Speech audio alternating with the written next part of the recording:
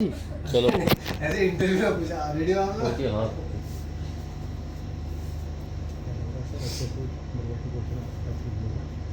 पे कर लीजिएगा कुछ लिखने के लिए रख लो अपने पास अगर चाहिए तो आपको। मैं कम सर यस कम कम आइए आइए आइए good afternoon sir good afternoon sir good afternoon please take your seat. Thank you sir are you comfortable? Yes sir कैसा लग रहा है आपको? अच्छा लग रहा है? यस सर और कितने बजे पहुँचे आप यहाँ? सर 8:45 8:45। बिल्कुल एकदम एग्जैक्ट समय याद कर लगा है सर, एकदम पंक्चुअल लग रहे हो आप हमें। यस सर हैं वो पंक्चुअल अपनी लाइफ में? जी सर ईमानदारी से बताओ यार, यस सर कहीं ऐसा कभी लगा नहीं कि आप देर में पहुँचे और घर वालों ने डांट दिया हो? कभी तो होता है यार, इंसानी जीवन है, क्यों? कभी कभी होता है लेकिन सर जैसे जॉब करता हूँ तो वहाँ एक्चुअली पंचर अच्छा जॉब भी करते हो, जी ठीक। सर तो शुरू करें? यस सर अपना कोड बताइए। सर मेरा कोड है 12345 1 2 3 4 5। इसको शब्दों में बताइए तो जरा। सर 12,345 वाह बिल्कुल याद करके आ रहे हैं। सही बहुत बढ़िया बहुत बढ़िया काफी मतलब लग रहा है तैयारी बहुत बढ़िया लग रहा है इनको देख के। पहला इंटरव्यू आपका है? यस सर बहुत बढ़िया है सब कुछ। क्या खा के आए यार? सर आलू यार का मुझे देखे देखे से लग रहा है ऐसे तो मैंने कहीं देखा था पहले भी आए हो आप शायद? ऐसा लग रहा है नहीं सर पक्का? अपर का तो नहीं दिया था नहीं सर नहीं दिया होगा, क्या पता कोई और आया हो। आलू के पराठे खा के आए आप? जी सर तो चलो यहीं से करें शुरू। यस सर उत्तराखंड राज्य में आलू कहाँ कहाँ होता है, कुछ आपको आइडिया है ऐसा? सर आलू जो मुख्यतः जो फेमस आलू है उत्तराखंड में हाँ सर मुक्तेश्वर नैनीताल एवं मसूरी के यहाँ के ट्रेडमार्क है इनके यहाँ के आलू को मिल जाए अच्छा, यहाँ कोई विशेष प्रकार का आलू पाया जाता है? आलू के प्रकार आपको पता है? प्लीज़ सर माफ़ कीजिएगा जैसे हमारे यहाँ बोलते हैं मुंशियारी, पीला चपटा, ये आलू के प्रकार आपने सुने होंगे सर ना? पहाड़ी आलू पहाड़ी आलू होते हैं। यस सर नीचे ग्रीन लाल, कोई बात। आप जॉब भी कर रहे हैं? यस सर जॉब के साथ और पढ़ाई कैसे आप मेंटेन करते हैं, कैसे करते हैं? ये तो बहुत बड़ी अचीवमेंट है। सर जॉब बेसिकली मेरी जॉब 12 आवर्स की रहती है उसके बाद जो मेरे को समय मिलता है मैं उसमें कोशिश करता हूँ कि ज़्यादा से ज़्यादा मतलब फोकसली पढ़ाई करूँ तो आप मतलब बहुत सीरियस कैंडिडेट हैं। तो आप कौन से डिपार्टमेंट में अभी? सर मैं रेलवे के इंजीनियरिंग विभाग में। अच्छा इंजीनियरिंग विभाग में। तो आपकी इस जॉब का फ़ायदा यहाँ क्या मिलेगा? सर सबसे पहले तो सर डिसिप्लिन डिसिप्लिन। तैयारी के दौरान जो मिला है क्योंकि सर जॉब के साथ तैयारी दोनों मैनेज करिए तो एक डिसिप्लिन के तहत ही हुई। Very good. सर दूसरे सर जो मेरी जॉब का नेचर है वो लोगों की जान माल की हानि मतलब जान माल से संबंधित है तो इसने अंदर मेरे अंदर सेवा और संवेदनशीलता की कि मतलब वो गुण है आपके गुण अंदर। का मेरे को उद्धार किया तो मेरे को लगता है ये मेरा जो सेवा भाव और संवेदनशीलता है ये मैं प्रशासन में उपयुक्त हो सकता है। अच्छा मतलब अभी यहाँ आप अच्छे से सेवा भाव नहीं दे पा रहे हो, ना सर आपको अच्छा नहीं लग रहा मतलब यहाँ?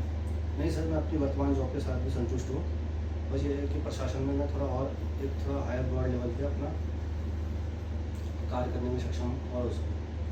अच्छा मतलब क्यों आना चाह रहे हैं, क्या आपका इंटेंशन है, इंटेंटिव क्या है यहाँ आने का? चूँकि जो भी ये राज्य की सेवाएं होती हैं अपर पीसीआर लोअर पीसीआर ये प्रतिष्ठित सेवाएं होते हैं जिनके द्वारा हम जन कल्याण में महत्वपूर्ण भूमिका निभा सकते हैं तो सर इसलिए मेरा एक मुख्य कार्य है। अपर पीसीएस लोअर पीसीएस में आपको पता होगा किसमें कितने पेपर होते हैं, किसमें कितने होते जी हैं? सर सर अपर पीसीएस में मुख्यतः 8 पेपर होते हैं जबकि लोअर पीसीएस में 4 पेपर।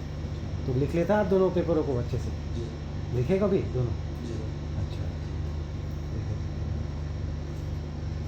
आपकी जॉब प्रेफरेंसेस क्या है? सर मैं सर्वप्रथम मेरी जॉब प्रेफरेंस नया तहसीलदार, द्वितीय नंबर आपका इंस्पेक्टर, तृतीय एलईओ, चतुर्थ सप्लाई इंस्पेक्टर, पंचम marketing inspector, sixth deputy jailer एवं सप्तम खानसरी इंस्पेक्टर। चलिए। आपने अभी कहा पंचम, अरे संस्कृत में शिस्त, सप्तम, हाँ मतलब आप क्या मतलब मतलब- भाषाओं से आपका क्या मतलब- लगाव सभी भाषाओं से है या सभी भाषाओं से दुराव जैसा दिख रहा हमें है सर? सब भाषाओं से लगा हुआ है उत्तराखंड हमारा एक संस्कृत को सेकेंड लैंग्वेज मानता है। अच्छा तब आपने पहले संस्कृत फिर इंग्लिश फिर थोड़ा हिंदी हाँ, ये इस तरीके संस्कृति से बहुत है। एक शब्द मैं आपको बोलना चाह रहा मतलब हूँ, कुमाऊनी और गढ़वाली को आप ये संस्कृति को बहुत अच्छे इन्होंने बोला। एक शब्द आता है सठे साठ्यम समाचरित, इसका- डाइवर्सिटी भी दिखा रहे हैं। देखिए तो मैं ठीक। थोड़ा सठे साठ्यम समाचरित एक शब्द होता है संस्कृत का, इसका अर्थ आपको पता होगा। माफ़ कीजिएगा। सठे साठ्यम समाचरित। आपके ग्रेजुएशन में क्या क्या सब्जेक्ट हैं? सर हिस्ट्री, पॉलिटिकल साइंस एवं सोशल। सोशियोलॉजी भी आपका है। अगर मैं आपसे पूछूं कि यार पावर और अथॉरिटी को अगर डिफरेंशिएट कर पाएँ तो आप कर पाएँ? सर जहाँ तक मैं समझ पा रहा हूँ, पावर को हम डिफ्रेंशिएट कर सकते हैं, आर्थिक पावर, सामाजिक पावर या कॉन्स्टिट्यूशनल पावर, लीगल पावर आदि शब्दों में। ऑथोरिटी एक जुरिडिक्शन होता है जो कि मुख्यतः प्रशासनिक एवं लीगल इन्हीं क्षेत्रों में यूज़ किया जाता है। हम उसको मुख्यतः बिजनेसमैन में नहीं कह सकते ऑथोरिटी, जबकि हम उसको प्रशासनिक के तौर पर ऑथोरिटी का प्रयोग कर सकते हैं। जहाँ तक मेरे को समझ में आया सर। ठीक दिशा में जा रहे हैं आप, और अथॉरिटी में जो है अकाउंटेबिलिटी बन जाती है। Yes sir, yes thank you sir. चलिए ठीक बताया आपने। 73rd कॉन्स्टिट्यूशनल अमेंडमेंट एक्ट क्या था? सर ये 73rd कॉन्स्टिट्यूशनल एक्ट 1992 में आया। ये पंचायती राज से संबंधित एक्ट है। और 74 सर वो नगर पंचायत, नगर पालिका, नगर पंचायत, नगर निगम से संबंधित एक्ट है। इसके कितने सब्जेक्ट हैं उस सर 73rd में 29 सब्जेक्ट हैं और 74 में 18 सब्जेक्ट हैं। तो उत्तराखंड में कब हुआ था आखिरी बार पंचायत चुनाव? पंचायती चुनाव सर वर्ष 2025 में जहाँ तक मेरे को ज्ञात है। कितना रहा था इसमें turn out, total voter turn out? Sir 69.73।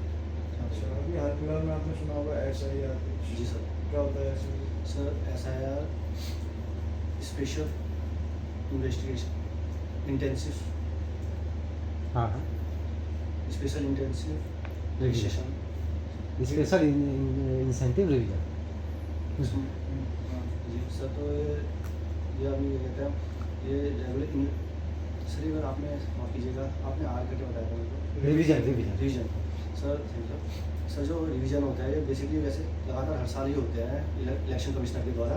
हर साल होते हैं? हाँ सर, वो सिंपल श्योर है आप इसमें? जी सर, सिंपल रिवीजन होते हैं। जैसे किसी का ट्रांसफ़र हो गया या कुछ भी ऐसी चीज़, या किसी ने अपना स्थान परिवर्तित करे, पर ये SIR है ये सर स्पेशली अभी लाया गया है ताकि क्या कहते हैं जो अनधिकृत तरीके से लोग आए हैं उन लोगों को अलग कर सके मतदाता सूची से, जिससे उस क्षेत्र की जनसंख्या का पता चल सके, मतदाता सूची बन सके। एक सर एक रिवीजन बेसिकली चुनावी वर्ष में भी होती है, इलेक्शन रिवीजन। तो उत्तराखंड में कोई एक डाटा आया था, कुछ आपको याद है कितने लोगों को हटाया गया है यहाँ से? डेमोग्राफिक डिविजन आपने सुना है? डेमोग्राफिक यहाँ से सर ये बेसिकली जनसंख्या लाभांश कहा जा रहा है, जो हमारी 15 से 59 वर्ष तक की जो आयु होती है, जो कार्य आयु होती है, उसको हम डेमोग्राफिक डिवीजन कहते हैं। अच्छा, आपने अपनी सेकंड प्रेफरेंस बताई थी एक्साइज इंस्पेक्टर। जी सर। अच्छा, तो क्या रोल होता है excise inspector? Sir excise inspector basically राज्य की आबकारी नीति के तहत कार्य करती है, जो कि बेसिकली मदिरा से संबंधित बनाने से लेकर उनके वितरण आदि चीज़ों में अपनी मुख्य भूमिका निभाती है। इसके अतिरिक्त मदिरा के अतिरिक्त जो इससे संबंधित संस्थान जैसे बार, शराब के ठेके आदि, इन चीज़ों पर भी कंट्रोल करती है एवं इनकी जो माफिया, शराब माफिया आदि, उन पर भी नियंत्रण करती है। आप मुझे बता सकते हैं कि ये जो अल्कोहल होता है, अल्कोहल से रिलेटेड और कौन सी इंडस्ट्रीज है? सिर्फ अगर हम लिकर को छोड़ें तो और कौन सी इंडस्ट्री? इसके अतिरिक्त परफ्यूम इंडस्ट्री में भी इसका यूज़ कर सकते हैं, पेट्रोल, इथेनॉल और मेडिसिन इंडस्ट्री। Medicine industry. अभी तो सर इतना है। तो इसमें पेट्रोल डीजल की भी आपने यहाँ से बात करी, तो पेट्रोल और डीजल पे GST लगता है? सर जहाँ तक सर ये बाहर है अभी GST से। GST से कौन कौन सी वस्तुएं ऐसी जो GST से बाहर हैं? सर पेट्रोल, अल्कोहल एवं जहाँ तक मेरे को याद है सर इलेक्ट्रिसिटी। इलेक्ट्रिसिटी माफ कीजिएगा सर। चलिए, आप इसको देखिएगा एक बार। अच्छा, जीएसटी आया, इससे पहले कौन से टैक्स होता था? Sir VAT tax. क्या डिफरेंस है? सर जो वैट और जो वैट के लिए स्टेट लेता था और जो केंद्र सरकार है अपना वो अलग लेती थी, उसमें ये है कि सर जो जीएसटी को है SGST IGST के तहत एक इंटीग्रेट कर दिया है कि जो destination GST, for example sir जैसे एक उत्तराखंड से कुछ सामान वो यहाँ से गया, वो उसका जो टैक्स है वो उत्तराखंड सरकार ने ले लिया, अब वो वहाँ जो यूपी में गया वहाँ उनको नहीं मिला, लेकिन अब जीएसटी के तहत ये है कि जो डेस्टिनेशन में वो जा रहे हैं तो उनको तो टैक्स का सा मिलेगा। वैट की फुल फॉर्म क्या है? Value added tax. अच्छा, उत्तराखंड में जो इकोनॉमिक कंट्रीब्यूशन है हर एक सेक्टर में, वो याद है आपको? आप बता सकते प्रतिशत वाइज हैं? हाँ। सर प्राइमरी सेक्टर का है 9.59%, जबकि सेकेंडरी सेक्टर का है 39.95 और सर टर्शियरी सेक्टर का है 50.46। टूरिज्म कितना कंट्रीब्यूट करता है, कुछ आइडिया है? टूरिज्म सेक्टर कितना कंट्रीब्यूट यस कर सकता हूँ सर। हाँ, 40%। 40%। 40 तो बहुत है सर। 40 तो पूरी सर्विसेज सेक्टर ही सर्विस कंट्रीब्यूट। सेक्टर का नहीं है इतना, तो आपको मेरे ख्याल में कि पब्लिक सर्वेंट बनने जा रहे हो तो थोड़ा लॉजिकली भी पता रहता है सर, क्यों इतना? तो ये तो बहुत आप चलिए, टूरिज्म का कुछ बताइए, क्या प्रॉब्लम है, क्या चैलेंजेस हैं यहाँ पे टूरिज्म के? सर टूरिज्म में यहाँ अनेक प्रकार के टूरिज्म है, स्पिरिचुअल टूरिज्म, एडवेंचर टूरिज्म है। वेरी गुड गुड, ये रहते हैं। एडवेंचर टूरिज्म, स्पिरिचुअल टूरिज्म, जी। सो धरोहर। एडवेंचर टूरिज्म की एक दो डेस्टिनेशन बता सकते हैं? पूरे उत्तराखंड में एडवेंचर टूरिज्म बहुत ज़्यादा प्रमोट करते हैं। सर कहीं घूमे नहीं है ना, कहाँ ले जाओगे एडवेंचर सबसे टूरिज्म? पहले तो सर योगा कैपिटल हमारी ऋषिकेश, जहाँ वहाँ पे क्या होगा? सब बन जंपिंग, राफ्टिंग आदि चीज़ें हुई हैं। सर द्वितीय काली नदी में भी आजकल राफ्टिंग हो रही है, जो चंपावत पिथौरागढ़ बना रही तो है। राफ्टिंग हो गई वहाँ पे। बन जंपिंग, स्किट जंपिंग, ऐसे आदि अनेक। हॉली का नाम सुना है आपने? जैस सर। हॉली में क्या होता है? सर आईसी स्कीम है। आईसी स्कीम इस बार हुई थी आईसी? सर माफ कीजिएगा। सरकार कौन कौन सी स्कीम चला रही है टूरिज्म को प्रमोट करने के लिए? सर होम स्टे योजना, और सर स्वरोजगार योजना। सर माफ कीजिएगा। आप डरे तो नहीं हो? जी सर। आप डर तो नहीं रहे हो कहीं? ना ना सर। आप तो सिविल सर्वेंट बन रहे हो, आप में तो एक खूबी होनी चाहिए फेस करने की, बात करने की। क्यों सर? जी सर। आप ये तो छोटे मोटे जवाब है, आपको तो कैसे कैसे जवाब देने पड़ेंगे सर। अच्छा, आप रेलवे में जॉब करते हैं। अच्छा, रेलवे विद्युतीकरण में अभी एक रिपोर्ट आई है, उसमें भारत की रैंक क्या है रेलवे विद्युतीकरण में? अच्छा ये बताओ, जैसे कि हमें पता है, शायद आपको भी पता होगा कि जो समुद्रगुप्त काफी है, उनको भारत का नेपोलियन कहा। तो ये नेपोलियन क्यों कहा गया और किसने कहा? और आप ये बताइए मुझे कि प्रथम जो रेल है वो कब चलेगी भारत में? हाँ, सर वर्ष 1853 16 अप्रैल मुंबई से सच में 1853 चलेगी? सर एक हमारा एक फैक्ट ये भी है कि 1852 में रुड़की में भी चली है पहले, लेकिन सर वो बेसिकली 2 डिब्बों की मालगाड़ी चली थी। उस समय सर ऊपरी गंगा नहर का काम चल रहा था, तो जिस कारण उसकी मिट्टी ढूंढने के लिए 2 डिब्बे का ट्रेन चलाई गई थी रुड़की में। अच्छा, कितने डिब्बे की? 2 डिब्बे। 2 डिब्बे। अच्छा आप ये बताइए कि अभी जो जनगणना हुई, वैसे तो हर ये 10 वर्ष बाद होती है, जैसे 2011 में हुई, तो इस बार 2021 में होनी थी, जी सर। तो इस बार ये इतना लेट क्यों हो गई? ऐसी कोई वजह? सर इसके बहुत सारे कारण थे सर, तो कोविड का कारण था सर, कोविड का कारण था। फिर और सर इसका फिर थोड़ा जातिगत जनगणना को लेकर थोड़ा विवाद चल रहा था पार्टियों के वक्त, तो जिस कारण ये डिले होती गई, लेकिन अभी सर ये ऑनलाइन हो गई है इस बार पहली बार। अच्छा आप ये बताइए कि जो उपराष्ट्रपति जी सर। उपराष्ट्रपति जी सर। उपराष्ट्रपति का जो दे सकते हो राष्ट्रपति का कार्यभार संभालता है, जी सर। तो किस आर्टिकल के तहत वो कार्यभार संभालता राष्ट्रपति सर 65 आर्टिकल 65। है? अब आप ये बताइए कि जैसे कि हमारी जो तटीय जो सीमा थी, जिसको पहले 7,516, जी सर। तो अभी 11,098 में बना, हाँ सर। तो ये क्या वजह रही हुई है कि इतना डिफरेंस अभी आ रहा है? उस वक्त पे ये क्या उस वक्त की ऐसी क्या वजह होगी जो उस वक्त पे नहीं निकाल सके और अभी ये सटीक निकालेंगे? आ रहे हैं। अच्छा ये बताइए कि अभी तमिलनाडु में जैसे अभी चुनाव हुआ, जी सर। तो एक पार्टी, जैसे कि आपको पता होगा, तो जो पार्टी उभर के आई, तो उस पार्टी के जो मुख्य नेता थे उनका नाम बताइए। सर जोसेफ विजय, सर जोसेफ विजय, जोसेफ विजय। विजय। और अभी जैसे हम जानते हैं कि रूस के साथ रसिक है रिलॉस एग्रीमेंट हो, जी। ऐसा ही अमेरिका के साथ भी हमारे एक एग्रीमेंट हो, उस एग्रीमेंट को क्या बोलते हैं? Sorry sir. अच्छा आप ये बताइए कि जो हमारा नवा भूमि बंदोबस्त हुआ था उत्तराखंड में, इसको वैज्ञानिक बंदोबस्त भी कहा, मतलब वैज्ञानिक विधि से किया। इसकी क्या वजह है कि इसको वैज्ञानिक विधि से सर इसको नवे भूमि बंदोबस्त को कहा गया? हाँ क्यों कहा गया क्यों ये? कहा? सर इसमें मुख्यतः जो हमारी भूमि थी उसको 5 भागों में बांटा गया था। उप्राव, उप्रावल, दुयम, इजरान और एवं कंटील। और सर इसमें डोरी का, जहाँ तक मेरे को याद है, इसमें डोरी का प्रयोग किया जाता है, वैज्ञानिक तरीके से इसका मापन हुआ जाता है। और Very good. भूमि का रहता है वर्गीकरण कर दिया जाता है, उप्राव आदि चीज़ें। और ब्रिटिश प्रशासन से ही मैं पूछना चाहूँगा, जैसे कि ट्रेन जो थे जी जी ईसाई होने के बावजूद उन्हें हिंदू धर्म का क्या हाँ। कहा था, प्रचार प्रसार का उनको आरोप लगा था। तो ये क्या वजह थी उनके जो ये आरोप लगे?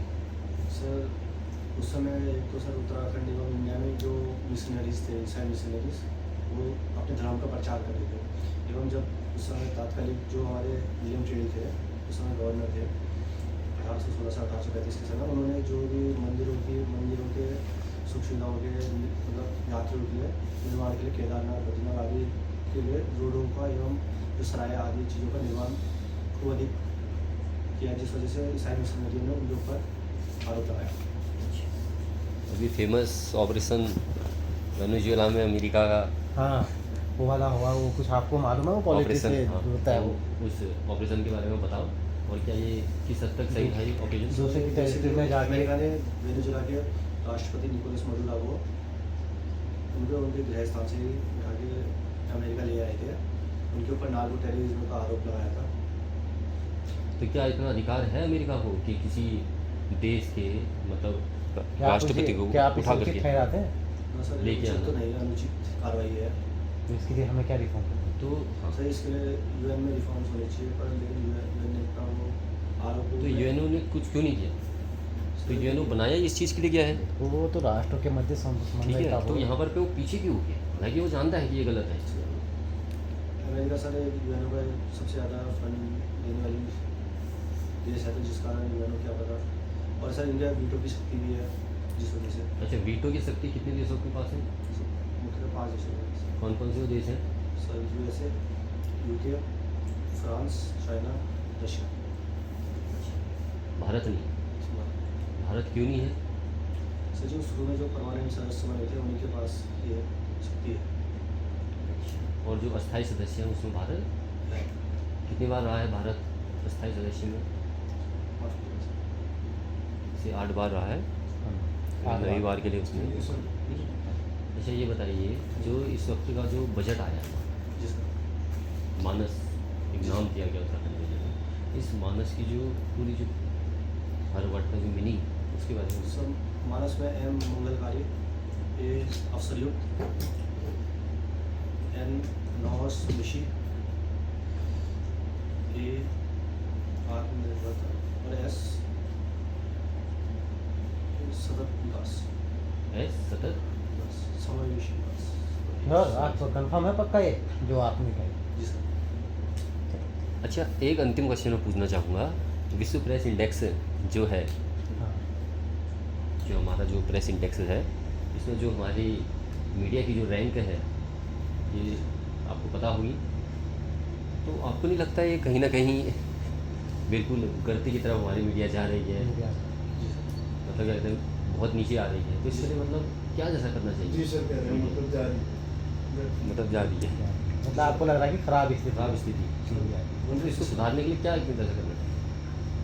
सर इसको सुधारने के लिए हम जो है जो विज्ञापन है, जो विज्ञापन आदि जो उनको मिलते हैं, अगर इसको न्यूट्रल वे में रखें तो जैसे सरकार के द्वारा दिया जाता है, तो ये एक मुख्य कारण है। क्या बस इसी वजह से बैंक नीचे कर दी हमारे इसकी? तो सर इस वजह से मेरे को ये लग रहा है। ठीक है सर। चलिए जाते जाते मेरा अंतिम क्वेश्चन आपसे ये है, जी सर। आप किसी हरिद्वार जैसे जिले में बढ़िया से अच्छी जगह है जहाँ पे मालदार कमाई भी होती है, वहाँ पे आप एज ए पोस्टर है, एज ए तहसीलदार, और आपका एक मित्र है, पॉलिटिकल इन्फ्लुएंस भी बहुत ज़्यादा है, आपका बचपन का दोस्त है, वो आपसे एक काम के लिए बोलता है जी सर। कि भैया मेरा ये काम है, आप इसको कर दीजिए, है ना, और आपको बहुत वो प्रलोभन भी दे रहा है, दोस्ती के वादे भी दे रहा है कि भैया नहीं करेगा तो किस बात की दोस्ती। दोस्ती तो इसीलिए भी होती है कि मुसीबत सही के बात, उस सही समय है। खड़े रहे, गलत काम करने भी पड़ता तो है, आपके दोस्त हैं, आप जब संघर्ष कर है रहे ना, थे तो तो उन्होंने आपका भी साथ काफ़ी दिया, मदद भी की। है ना, तो कई बार गलत काम भी करने पड़ते हैं, उसके गलत काम में साथ दे देना पड़ता है, तो वो आपको बोलता है कि मेरे वो नाम पे एक पट्टा है वो कर दीजिए छोटा सा, तो आप क्या करेंगे उस पर? दोस्त का साथ देंगे नहीं देंगे? जहाँ तक आपने कहा उन्होंने मेरी मुश्किल में हाँ, मदद करी, बिल्कुल। तो सर देना पड़ेगा। लेकिन सर ये है कि अभी ये कोई ऐसा मुश्किल वाला मेरे को जहाँ तक लग रहा है कोई ऐसा डिसीजन है नहीं पड़ता, तो सर इसमें तो सर सर्वप्रथम मैं कॉन्स्टिट्यूशनली जो मेरा वर्क है पहले मैं सर उसी को बिल्कुल अपना सही करूँगा। मैं देखूँगा कि जो हकदार है उसी को ये मिले। मतलब दोस्ती को ये वैल्यू नहीं देंगे ज़्यादा, मतलब दोस्त आपके लिए ज़्यादा वैल्यूएबल नहीं है जो कि साथ देते हैं मेरे ख्याल में। तो सर गलत कार्य अगर मैं दोस्त होगा तो सर ऐसा गलत कार्य नहीं करवाएगा नहीं। अगर वो बोलेगा मैं दोस्ती तोड़ दूंगा तो फिर कैसे मैनेज होगा? वर्क सबसे ऊपर, फिर दोस्ती सेकेंड। अच्छा, मतलब दोस्ती तुम दोस्तों को छोड़ दोगे वर्क के लिए? गलत कार्य के लिए तो सर दोस्ती अच्छा, गलत मान लेना छोड़ दोगे आप, मतलब कुछ भी वो नहीं करोगे। चलिए ठीक है, आपका इंटरव्यू हुआ, थैंक यू, आप जा सकते हैं। Thank you sir. Thank you sir. Thank you sir. हो गया है इंटरव्यू। इसमें पहले ज़्यादा से बेकार है और ये ज़्यादा